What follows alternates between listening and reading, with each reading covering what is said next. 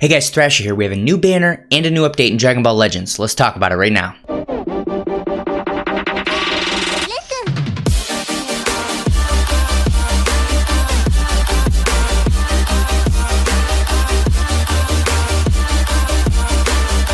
Okay, so there's a lot to get to here, but very first up, it is a new PvP season. Make sure to go over to the PvP area and get your rewards. And let's go ahead and jump into the news. We will talk about the banner last, as we normally do. You can see it up top here. And then we're also going to talk about that multi-Z power that you're going to have to pay money for if you want it. But it does mean a couple things that are kind of cool. So we'll get to that. First up, let's talk about this Part 5 update. So they added more story. They added Part 5, Book 4. Really standard, nothing crazy there. They updated various events. Nothing crazy that needs to be talked about there. But the next thing is you can now see possible upgrade values for equipment slots that have already been upgraded. So before, they made a change so that before you upgrade an equipment, you can see what the ranges are for the second and third slot, and you can also see what the second and third slot are going to be. They've now added another option when you go and look at equipment. There's a little drop down below that even after you've upgraded something, and you can see what the values could have been even after you've actually finished a slot out. And then the other thing is you can now actually more easily remove slots because you can enter remove slot mode while viewing a piece of equipment's details. So like when you're in the detail screen, you can remove a slot from there. You don't have to go to the slot removal area. Both very nice, very convenient. And then next up is the Ultra Spacetime Rush Auto Select can now be saved. That's really nice. It can actually save you a fair amount of time. You don't have to go in there and do the auto select every single time. That's awesome. And then they updated the Z-Metal shop. I think they added a couple equipment items, and they may have added some more of the equipment slot space adders. I think there's another set of 5 in there, but I might be wrong about that. But mainly they just replenished some stuff that there were a limited amount of, and then they adjusted some of the UI and fixed some other bugs. So nothing else crazy there. We can back out of there. And the next thing up are the bugs and the actual fixes. So one of the things that I've been talking about is the little YouTube bug. They already fixed that. Sorry, let's do the in-game issues first. So there are multiple missions where you need to either land a special move or a special skill a certain amount of times. For some reason, it's not finishing. So if you try to do it and you think you met the requirements and it just doesn't get completed, that's an actual known bug. They're working on it. They'll fix it. They don't have a specific time for that. And then the acquired mark appears on uncollected rewards upon performing certain inputs on the login bonus pages. So basically what that means is when you log in, it's going to say that you acquired something that you didn't acquire. It's not going to actually acquire it. It's just a visual bug. That actually isn't a positive for you. It would be positive if you got it anyway. So whatever, just so you know, back out of here. And then let's talk about the 2 major bug fixes. So the YouTube one that I've been talking about for probably the last 2 patches or so, they finally fixed that. So the weird text that was showing up is taken care of. And then the other thing, this one's actually kind of big if you've been using Super Saiyan Gotenks. I know most people don't use them, but some people do run a fusion team, and it's possible that you might run him every now and then. They flipped it. So they didn't change the way the ability works. It's always worked the same way, but it was misleading. It was actually incorrect in the way that they explained it. They said it was a 40% blast damage bonus once 20 timer counts had elapsed. So after 20 timer counts, you get a 40% blast damage bonus. That's actually not correct. The way that it actually works is it's a 40% blast damage inflicted from battle start for 20 timer counts. So he gets a 40% bonus for the first 20 timer counts, not after 20 timer counts have happened. So let's go ahead and back out of there. Those are the only 2 real bug fixes. And then the new PvP season. So everything here is pretty standard, except for you're going to get double RP. So if you're someone who doesn't normally go for BR50 or top 10,000, this might be your chance. It won't take as much time to at least get to BR50. Generally, though, when you have double RP, it takes about as long to get to top 10,000. But if the reason you never go for that is because you don't want to take the time to get to BR50, that'll help you get there a little bit faster. The other thing is the new equipment item. It's called Goodbye Everyone. In my opinion, this is an okay equipment item. It's very easily farmable, and it's one of those I guess you can call it like a fail-safe item. It can be used by all Saiyans, so if you have a newer character that for whatever reason they don't have a lot of good equipment items, this is a reasonable one to grab. 12.5% to blast attack, like I've said many times, that's a little bit low, but 18% to strike attack or strike defense, that's good. So if you can get 18% to strike attack, that's definitely worth it, and then 15% to strike defense is passable. So if you have a strike-based Saiyan unit who's newer and for whatever reason they don't have a lot of equipment items, this is a reasonable option.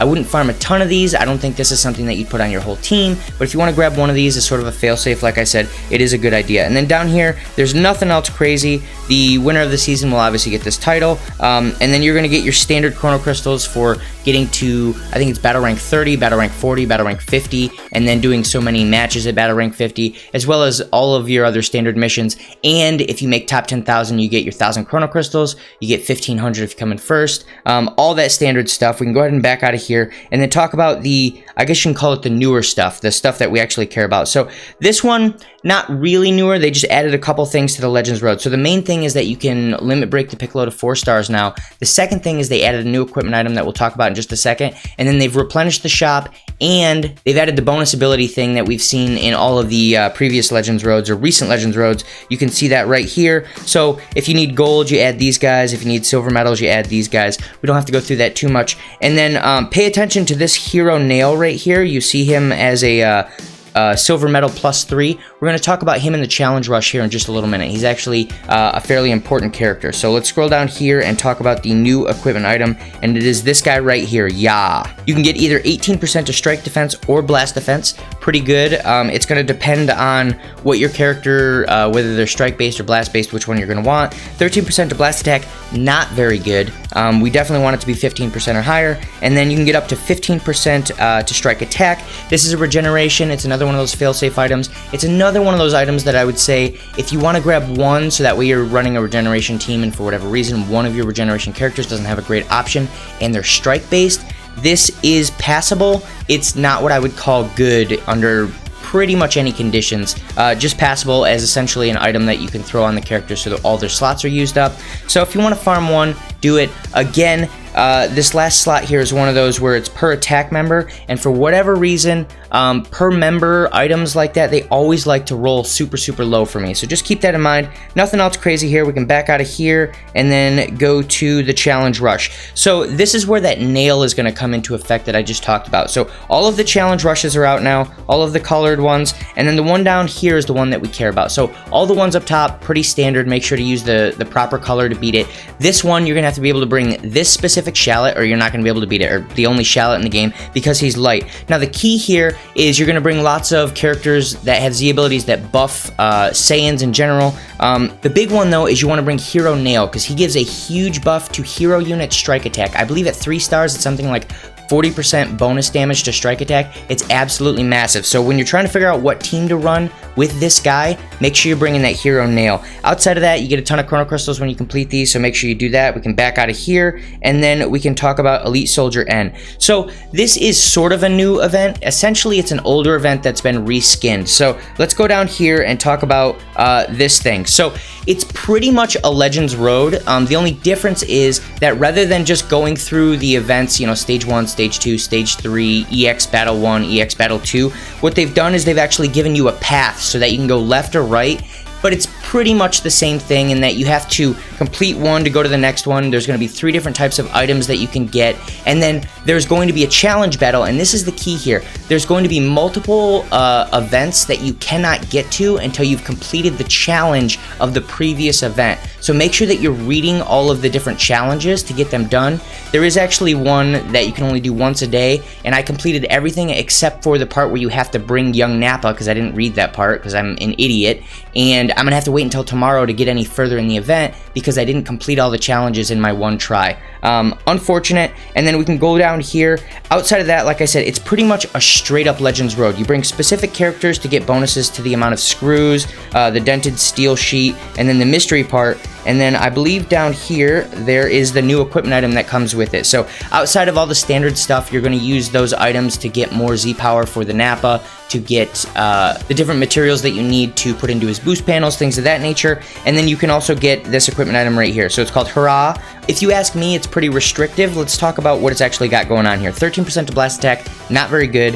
18% to strike defense is good, and then you can get up to 10% to strike attack when you have either a red or blue element character in battle. That's not per, that's just 10% period. So you're talking 10% to strike attack, 13% to blast attack. Neither of those are good. It's pretty restrictive. It's got to be sagas from the movies and a purple. I wouldn't farm any of these. In my opinion, they're not worth it. I don't see any scenario where you'd want to use this. I would probably just skip it. So with that in mind, we can back out of here. And then I believe the last thing that we need to talk about before we actually go into the summons is the multi-Z power.